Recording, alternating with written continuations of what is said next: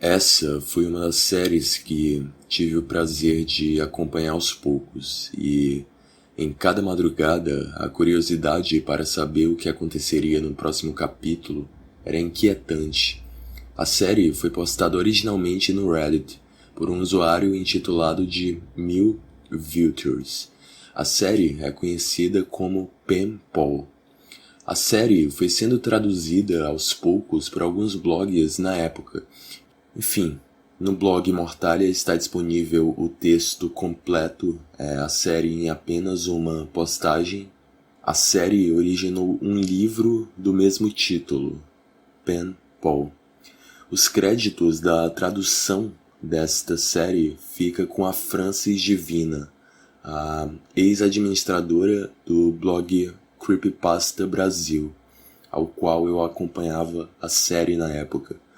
Peço desculpas antecipadamente para alguns erros de ortografia nos textos, porém nada que atrapalhe a leitura ou o ouvinte. Essa foi a melhor série que já li na web em formato de creepypasta. Me proporcionou uma ótima experiência e espero que aconteça o mesmo com vocês. O suspense que envolve a leitura é de praxe. Por isso, recomendo que use fones de ouvido e preste atenção. Parte final. Amigos. No primeiro dia do jardim de infância, minha mãe queria me levar de carro para a escola. Ambos estávamos nervosos, e ela desejava estar comigo no momento em que eu entrasse na sala de aula. Demorei um pouco mais do que o de costume para me arrumar de manhã, por conta do braço engessado. O gesso ficava alguns centímetros acima do meu cotovelo, o que significava que, ao tomar banho, tinha que cobrir o braço inteiro com um tipo especial de sacola de látex. A sacola era feita com o intuito de apertar em torno da abertura, assim vedando e evitando que a água entrasse e destruísse o gesso. Depois de um tempo comecei a colocar aquilo sozinho, pois isso não era tão difícil, mas naquela manhã, por conta da ansiedade ou do nervosismo, não apertei o suficiente, e no meio do meu banho pude sentir a água se acumulando entre meus dedos por dentro da sacola. Pulei para fora do chuveiro e tirei a proteção de látex, mas podia sentir que o gesso, que antes era rígido, estava macio por ter absorvido água. Não há nenhuma maneira de limpar a área entre a pele e o gesso. Por causa disso, a pele morta que normalmente cai fica acumulada ali dentro. Quando o gesso fica com umidade, tipo suor, produz um odor e, aparentemente, esse cheiro é proporcional à quantidade de umidade, porque logo que comecei a tentar secar, fiquei impressionado com o fedor de podre que saía de lá. Enquanto esfregava continuamente com a toalha, o gesso começou a se desintegrar. Comecei a ficar cada vez mais angustiado. Estava me esforçando ao máximo que uma criança podia em relação ao seu primeiro dia de aula. Na noite anterior, tinha sentado com minha mãe para escolher minhas roupas. Tinha demorado uma eternidade para escolher qual mochila comprar. Estava extremamente animado para mostrar para todos os coleguinhas minha lancheira das tartarugas ninjas. Por causa de minha mãe, tinha caído no hábito de chamar de amigos essas crianças que nem sequer tinha conhecido ainda. Mas com as condições de meu gesso piorando, fiquei profundamente deprimido com a ideia de que certamente não conseguiria chamar verdadeiramente ninguém de amigo no final daquele dia. Derrotado, mostrei para minha mãe. Demorou cerca de 30 minutos para tirar a maior parte da umidade enquanto tentávamos preservar o resto do gesso. Para resolver o problema com o fedor, minha mãe cortou tiras de sabonete e enfiou dentro do gesso, esfregando por fora com o que tinha sobrado do sabonete na tentativa de encasular o cheiro rançoso que vinha de dentro e mascará-lo com um mais agradável. Quando chegamos no colégio, meus colegas já estavam engajados em sua segunda atividade do dia, então fui aleatoriamente colocado em um dos grupos. Não explicaram para mim o que tinha de ser feito naquela atividade e em 5 minutos tinha quebrado várias regras, fazendo todos os membros do meu grupo reclamarem com a professora e perguntar o porquê eu tinha de estar no grupo deles. Tinha levado uma caneta permanente para a escola, na esperança de conseguir outras assinaturas ao lado de minha mãe no gesso, mas de repente me senti bobo por sequer ter colocado a caneta no meu bolso mais cedo. Os alunos do jardim de infância tinham um horário onde almoçavam sem as outras crianças de outras séries nesta escola primária, mas só podíamos sentar em mesas específicas. Então, pelo menos não tinha que me sentar sozinho. Estava constrangido, mexendo no gesso quando o garoto sentou perto de mim. "Gostei da sua lancheira", ele disse. Percebi que ele estava zoando da minha cara e isso me deixou com muita raiva. Na minha cabeça a lancheira era a única coisa boa naquele dia. Fiquei olhando para o meu braço e senti meus olhos queimarem das lágrimas que tentava segurar. Olhei para cima para pedir que me deixasse em paz, mas antes que pudesse falar, vi algo que me fez parar. Ele tinha a mesma lancheira. Eu ri. "Gostei da sua lancheira também. Acho que o Michelangelo é o mais legal", ele disse enquanto fazia os movimentos como se estivesse lutando com um chaco imaginário. Eu estava prestes a rebater dizendo que o Rafael era o meu preferido quando ele bateu sem querer na caixa de leite aberta na mesa e derrubou tudo em seu próprio colo. Tentei com todas as minhas forças segurar o riso, sendo que não conhecia direito, mas minha cara devia estar muito engraçada enquanto prendia a risada, porque ele começou a rir primeiro. De repente, não me sentia mais tão mal por causa do gesso, então tentei a sorte. "Ei, quer assinar meu gesso?" Enquanto pegava a caneta, me perguntou como tinha quebrado o braço. Falei que tinha caído da árvore mais alta do meu bairro. Ele pareceu ficar impressionado. Fiquei vendo-o escrever seu nome demoradamente, e quando terminou perguntei o que estava escrito. "Josh", disse ele. Josh e eu almoçávamos juntos todos os dias, e quando dava, participávamos dos mesmos grupos em trabalhos escolares.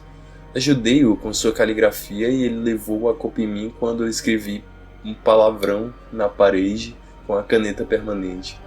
Fiz amizade com outras crianças, mas sabia que Josh era meu único amigo verdadeiro.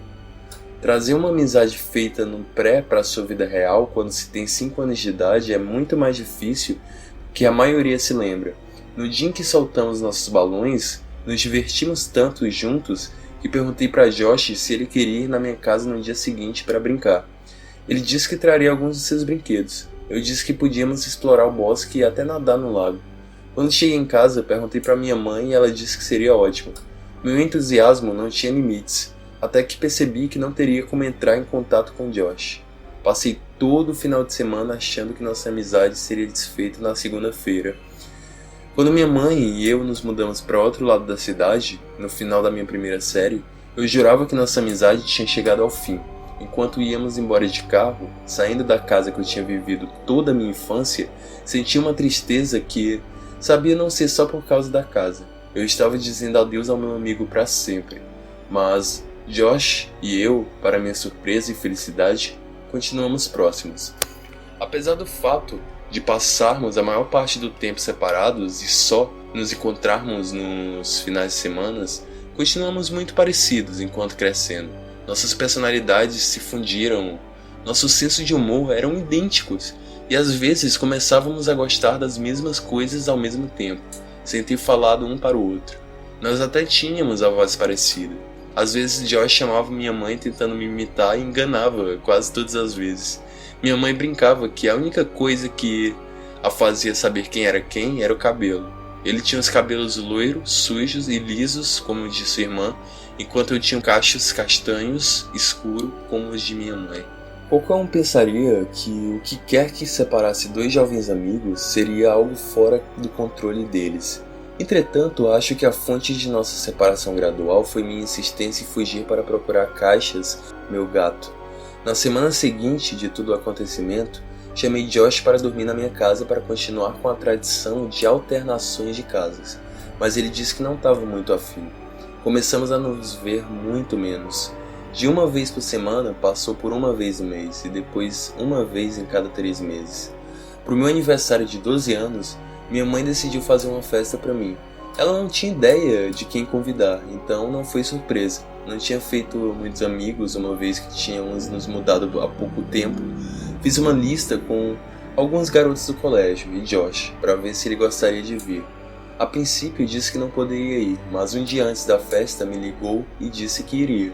Fiquei muito empolgado porque fazia meses que não nos víamos. A festa foi bem legal. Minha maior preocupação era que Josh e os outros garotos não se gostassem, mas eles pareciam se dar bem o suficiente. Josh estava surpreendentemente quieto. Ele não me trouxe presente e pediu desculpas por isso. Mas falei que não tinha problema. Estava feliz só por ter vindo. Tentei conversar com ele várias vezes, mas nossas conversas sempre pareciam entrar em becos sem saída. Perguntei o que havia de errado. Comentei que não entendiam por que as coisas andavam tornando-se estranhas entre nós dois. Nunca tinha sido assim antes. Costumávamos passar os finais de semana juntos e sempre conversando no telefone. Perguntei o que tinha acontecido com a gente. Ele olhou para cima e disse: "Você foi embora." Logo depois que ele falou isso, minha mãe gritou do outro cômodo que era hora de abrir os presentes. Forcei um sorriso e andei até a sala de jantar enquanto todos cantavam. Parabéns pra... Havia alguns presentes embrulhados e vários cartões, sendo que a maioria da minha família morava em outro estado. No geral, os presentes eram bobos e esquecíveis, mas me lembro que Brian me deu um brinquedo da Mighty Max, em formato de cobra, que mantive em meu quarto por muitos anos. Minha mãe insistiu que eu abrisse cada cartão e agradecesse cada pessoa que tinha me dado, porque antes, em uma manhã de Natal, abri os presentes e cartões com tanto vigor e ferocidade que destruí qualquer possibilidade de descobrir quem tinha me dado ou quanto de dinheiro havia gastado. Separamos os presentes que tinham chego por correio e os que meus amigos tinham trazido para a festa, pois não seria nada legal os convidados terem de ficar me vendo abrir cartões de pessoas que eles nem sequer conheciam. A maioria dos cartões de meus amigos tinha alguns dólares dentro, e os de minha família continham notas maiores. Um dos envelopes não tinha o meu nome, mas estava na pilha, então abri. O cartão tinha umas flores na parte da frente e parecia um cartão que já tinha sido enviado para alguém, pois estava um tanto sujo e agora o dono estava reutilizando-o para o meu aniversário. Na verdade, achei até legal que estava sendo reenviado porque sempre achei boba a ideia de dar cartões. Não virei o cartão para que o dinheiro não caísse quando fosse aberto, mas a única coisa que caiu era uma mensagem impressa. Eu te amo. Seja lá quem tiver enviado esse cartão, não tinha escrito nada dentro, mas tinha circulado a mensagem várias vezes com lápis. Dei uma risada e disse: "Nossa, obrigado por esse lindo cartão, mãe." Ela me olhou confusa e então olhou para o cartão. Disse que não tinha sido a remetente e achou divertido ver meus amigos olhando um para o outro tentando descobrir quem tinha feito aquela brincadeira. Nenhuma das crianças se acusou. Então ela disse: "Não se preocupe, filho. Pelo menos agora você sabe que 2 pessoas te amam." Depois de falar isso, ela me deu um beijo na testa extremamente demorado que fez com que pessoas antes confusas ficassem histéricas. Todos riam, então podia ser qualquer um deles, mas Mike parecia ser o que mais ria. Para participar da piada, ao invés de ser ela, falei para que ele só porque tinha me dado o cartão não devia achar que eu receberia seu beijo mais tarde também. Todos rimos, e quando olhei para Josh, finalmente ele estava sorrindo. "Bem, acho que esse presente foi o vencedor, mas você tem mais alguns para abrir." Minha mãe me alcançou outro presente. Eu ainda sentia minha barriga doer de tanto rir, enquanto rasgava o papel colorido. Quando vi o presente, não senti mais a necessidade de rir. Meu sorriso saiu do rosto quando eu vi o que tinha recebido. Era um par de walkie-talkies. "Bem, mostre para todos." Levantei a caixa em direção aos meus amigos e todos pareciam aprovar o presente. Mas quando olhei Josh, vi que ele tinha ficado pálido, como se tivesse enjoado. Olhamos nos olhos um do outro por alguns segundos, então ele saiu para a cozinha. Vi ele digitar um número no telefone enquanto minha mãe sussurrou no meu ouvido que sabia que Josh e eu não nos falávamos tanto desde que os walkie-talkies tinham quebrado, então achou que eu gostaria de novos.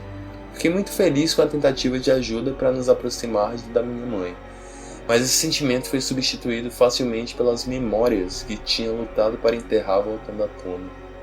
Enquanto todos comiam bolo, perguntei a Josh para quem ele tinha ligado. Disse que chamara seu pai para buscá-lo, pois não estava se sentindo muito bem.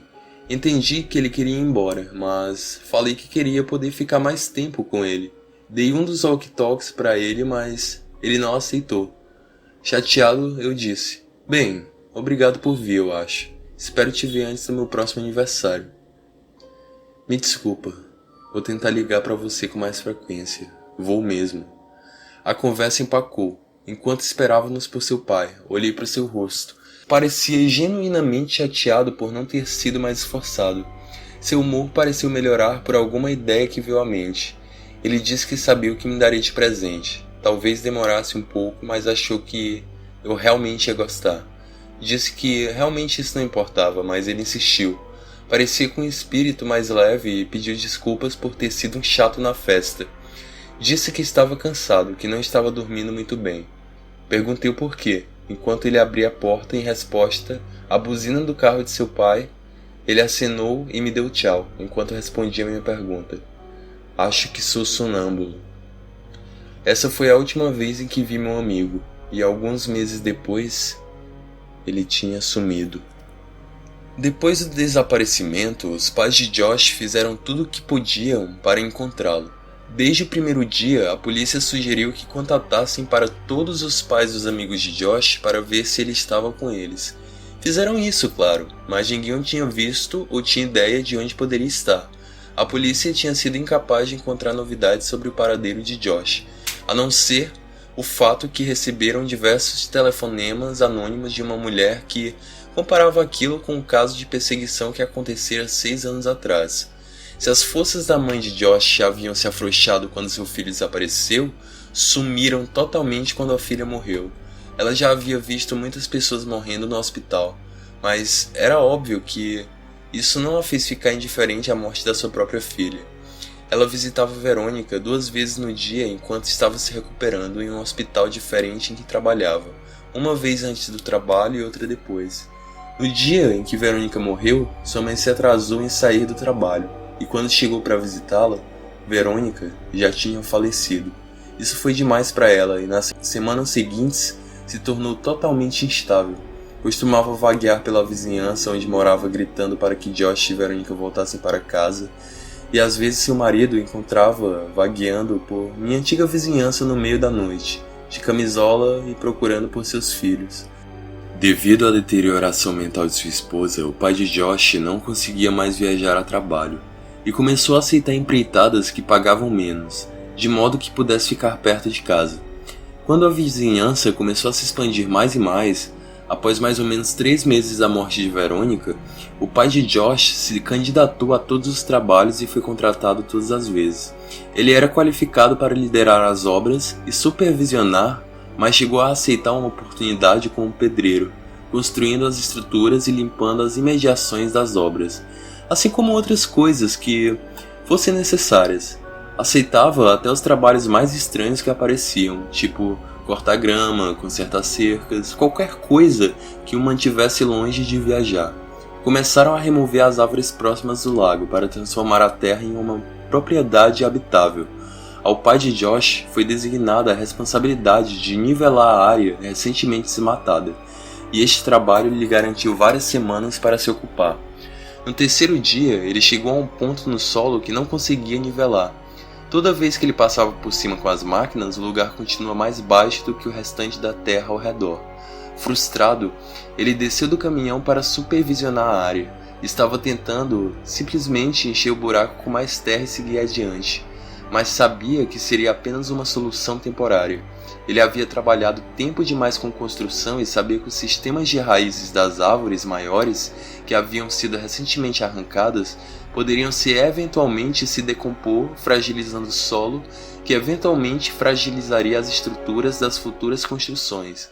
Ele pesou as opções e decidiu cavar um pouco com a pá, para descobrir se o problema não era algo simples e raso o suficiente para ser resolvido sem precisar trazer uma máquina de obra até ali.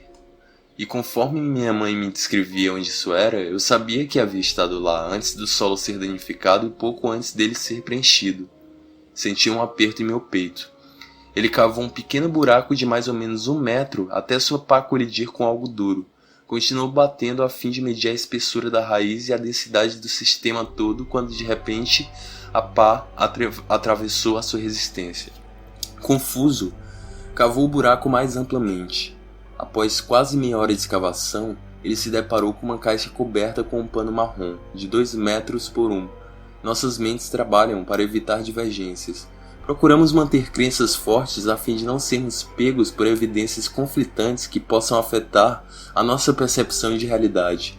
até o próximo momento, invariavelmente de que tudo estava indicando, sem se importar que o que estava sustentando sua sanidade era uma pequena parcela sua que ainda acreditava em algo. Esse homem acreditava que sabia que seu filho ainda estava vivo. Minha mãe recebeu uma ligação às 6 da tarde. Ela sabia quem era, mas não conseguia entender o que estava falando.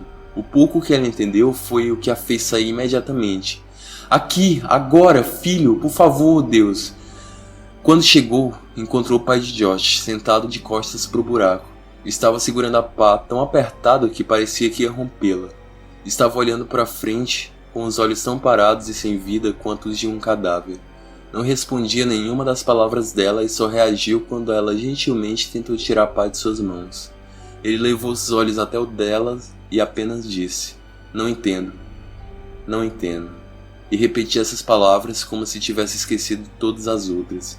E minha mãe ainda podia ouvi-lo sussurrar conforme se afastava dele e se aproximava do buraco.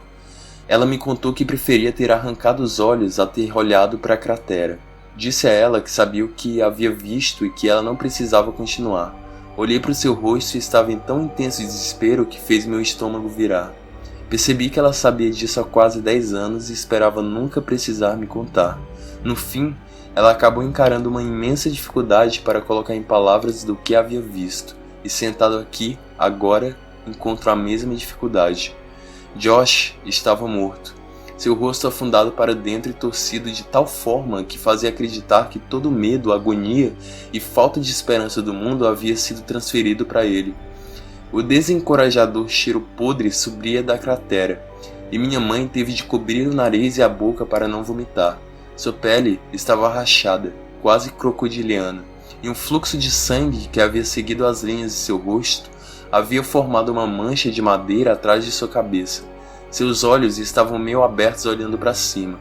Ela contou ter olhado para ele e não acreditar que havia morrido há muito tempo. Com efeito, o tempo ainda não havia degradado seu rosto para apagar a dor e a miséria. Contou como se ele olhasse direto para ela, sua boca aberta, gritando um pedido de socorro muito tarde. O restante do corpo, do pescoço para baixo, não conseguia ser visto. Um outro alguém estava cobrindo. Ele era grande e estava de barriga para baixo, em cima de Josh. E conforme minha mãe se esforçava para sua mente aceitar o que estava vendo, ela entendeu o que a posição em que ele se encontrava significava. Ele estava abraçando Josh. Suas pernas estavam gélidas pela morte, mas enroladas nas de Josh, como uma árvore terrível. Um de seus braços estava envolto debaixo do pescoço de Josh para envolver seu corpo de modo a ficar o mais próximo possível. Conforme a luz atravessava as poucas árvores restantes no campo, algo refletiu na camisa de Josh. Minha mãe parou em um dos joelhos e puxou o colar para si, sempre tampando o nariz e a boca. Quando conseguiu ver o que estava preso no colar, suas pernas perderam as forças e ela quase caiu na tumba. Era uma foto. Uma foto minha quando criança. Ela tropeçou para trás gaguejando e tremendo, terminando por colidir com o pai de Josh que ainda olhava para o lado oposto do buraco. Ela entendeu por que ele havia chamado, mas ela não conseguia falar a todos o que ela guardava de si mesma por todos esses anos. A família de Josh nunca soube da noite em que acordei no meio da floresta. Ela sabia que deveria ter contado a eles, mas contar agora não ajudaria em nada. Sentada ali, com as costas nas costas do pai de Josh, ela falou: "Não posso falar para minha esposa. Eu não posso falar para ela que o nosso garotinho..." Sua fala, entrecortada e separada pelo choro que caía em suas mãos sujas de terra, ela não suportaria. Após um momento, ele se levantou e andou até a cova. Com o último soluço, ele entrou para perto do caixão. O pai de Josh era um homem grande, mas não tão grande quanto o homem no caixão. Ele segurou o colarinho da camisa do homem e tentou arrancar de um único movimento o homem da cova, mas a camisa rasgou e ele caiu de volta em cima de Josh. Seu filho da... Segurou o homem pelos ombros e o puxou de cima de Josh, até endireitá-lo de um jeito estranho, mas retamente, de costas para uma das paredes do buraco. Olhou para o homem e deu um passo para trás em repúdio. "Meu Deus!"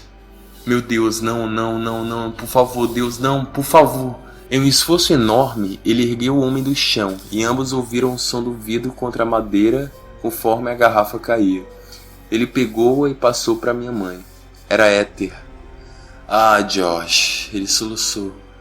Meu menino, meu garotinho, por que você tem tanto sangue? Por que havia tanto sangue? O que ele fez com você?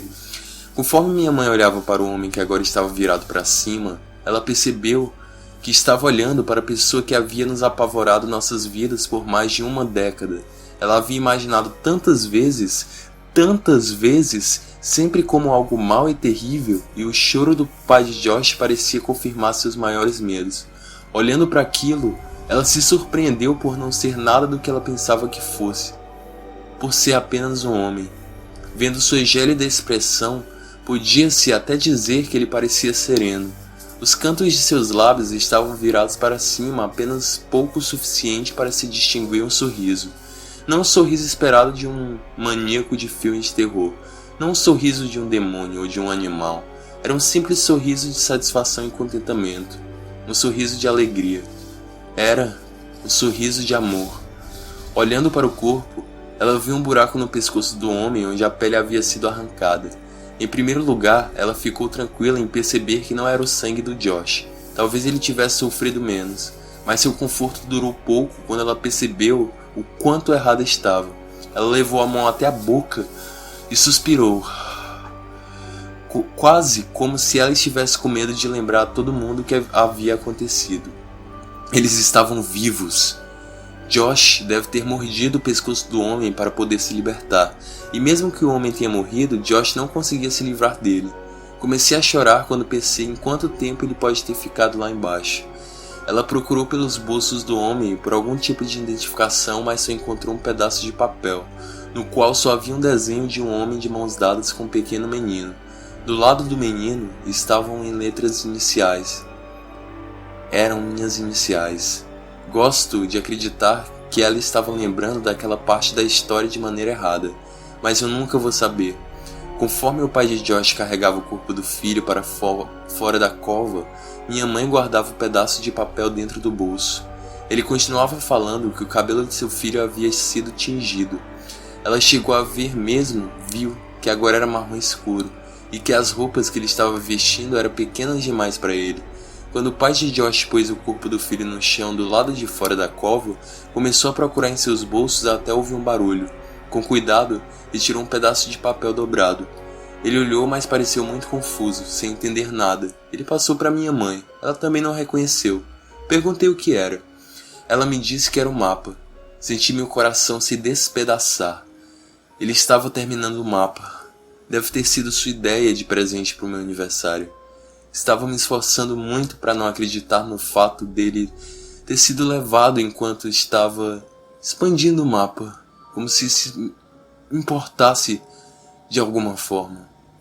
Ela ouviu o pai de Josh grunhir e se virou para vê-lo ir até o caminhão pegar um galão de gasolina e pôr do outro lado do buraco. Jogou o corpo do homem lá dentro e falou para minha mãe: "Você deveria ir. Me desculpe. Não é sua culpa. Eu fiz isso. Você não pode pensar dessa maneira. Não havia nada que você pudesse ter feito." Ele a interrompeu quieto, quase sem emoção. "Eu fiz isso. Um mês atrás, um cara se aproximou de mim quando eu estava limpando o campo a uma rua daqui. Ele me perguntou se eu queria fazer um dinheiro extra, e devido minha esposa não trabalhar mais, aceitei.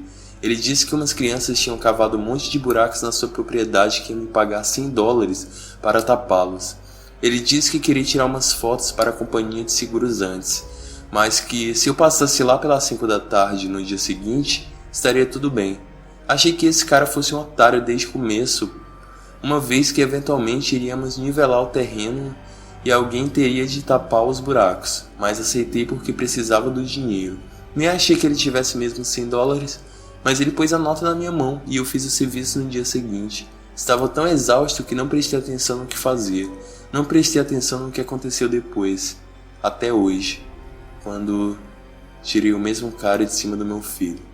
Ele apontou para a cova e suas emoções começaram a rachar sua casca em soluços. Ele me pagou $100 para eu enterrar o meu filho, ele com meu filho. Era como se falar aquilo em voz alta o forçaria a aceitar o que aconteceu. Caiu de joelhos no chão e começou a chorar. Minha mãe não podia pensar em nada para falar durante o silêncio que parecia ter durado a vida toda. Ela finalmente perguntou o que ele ia fazer sobre Josh.